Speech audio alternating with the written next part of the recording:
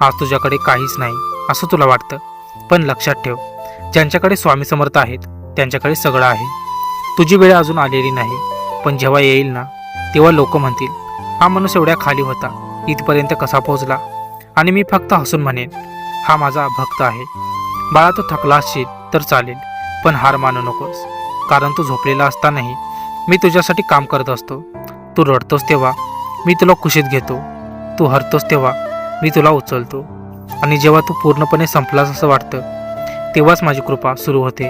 आज फक्त एवढंच कर, एक दीर्घ श्वास घे, डोळे मीट आणि मनात म्हण, स्वामी समर्थ, आता सगळं तुमच्यावर. यानंतर जे होईल ते तुझ्या कल्पनेपेक्षा सुंदर असेल.